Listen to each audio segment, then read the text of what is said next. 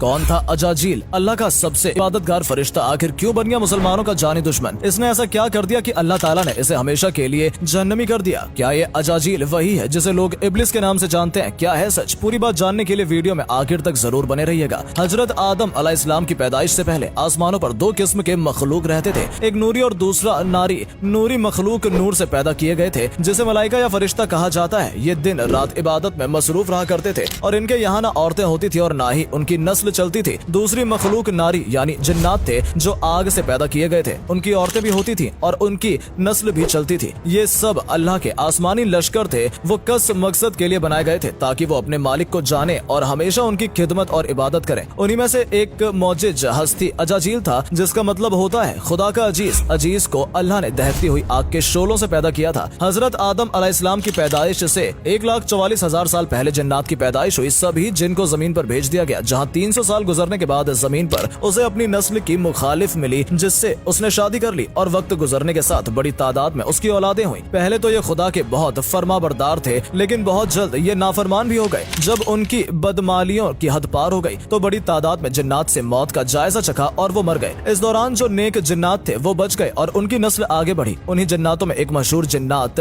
Gene चलीपा था। चलीपा का चेहरा बब्बर शेर जैसा था। खूंखार दिखने के साथ साथ वो बहुत ही बहादुर जिन था। उसकी बीवी का नाम तबलीफ था। तबलीफ का चेहरा भेड़िया की तरह था। वो भी अपने शौहर की तरह दिलेर और ताकतवर जिन था। अपनी तमाम कौम के बीच उसने अपना नाम बना रखा था और कौम का बच्चा बच्चा उनका एहतराम किया करता था। उनके यहाँ एक बच्चे की पैदाइश हुई जिसका नाम अजाजील था। अज्जिल में अपनी माँ और बाप दोनों की खुसूसियात शामिल थी, यानी वो निहायत ही सरकश, बहादुर और ताकतवर था। रिवायत के मुताबिक जिन्नातों को दुनिया में बसाया गया और ये हजरत आदम की पैदाइश से 50,000 साल पहले कबल का जमाना था। बहुत जल्द ये जिन्नात सरकश हो गए और खुदा के नाफरमान बन गए। जब झगड़े और फसाद से जमीन भर गई तो आसमान के फरिश्ते को हुक्म दिया गया, जी जाओ और उन सरकश जिन्नातों को मार फेंको। इस जंग में अजाजील के माँ बाप यानी चलीपा और तबलीफ ने बड़ी बहादुरी से जंग की लेकिन फरिश्ते उन पर गालिब आ गए। फरिश्ते का वार उन जिन्नातों पर इस तरह पड़ता कि वो गिरकर दोबारा न उठते। जंग खत्म होने के बाद फरिश्ते आसमान में उड़ते हुए वापस जा रहे थे कि अचानक फरिश्तों ने अजाजील को रोते देखा। उन्होंने देखा कि मैदान जंग में हजारों लाशों के बीच एक बच्चा जोर जोर से रो रहा है। ये देख सारे फरिश्ते जमीन पर उतर आए। अजाजील निहायत हसीन जमील था और चेहरे से काफी मासूमियत भी टपक रही थी। ये सब देखकर उन फरिश्तों को अजाजील पर तरस आ गया। चुनाचे उन रहमदिल फरिश्तों ने हजरत जिब्राइल अलैहिस्सलाम के जरिए अल्लाह ताला से उसे साथ ले जाने का इजाजत तलब की और फिर अल्लाह की रजा से उसे गोद में लेकर अपने पहले आसमान में उतर गए। इसके बाद फरिश्ते अजाजील को जब बरगाहे इलाही में लाए तो अल्लाह ताला ने उनको हुक्म दिया कि अजाजील को बेहतरीन तरबियत करो और फरिश्तों ने अजाजील को अपने साथ ले जाकर बेहतरीन तरबियत दी। अजाजील को इबादत और अदाब के तरीके से सिखाए और बहुत कम समय में ही वो अल्लाह का नेक बंदा बन गया। वो अपना ज्यादातर वक्त अल्लाह ताला की इबादत में गुजारता था और दूसरे फरिश्तों की तुलना में वो सबसे कम बहुत काम करता था। अकेला ही आसमान की सैर को निकल जाता और कुदरत इलाही को जानने में नाकाम कोशिशें करता और अपना सर खपाता। एक वक्त ऐसा भी आया कि अजाजील अल्लाह का सबसे चहीता इबादत गुजार वाला बंदा था। अपनी इबादत की वजह से वो इस दर्जे तक पहुंच चुका था कि उसे फरिश्तों का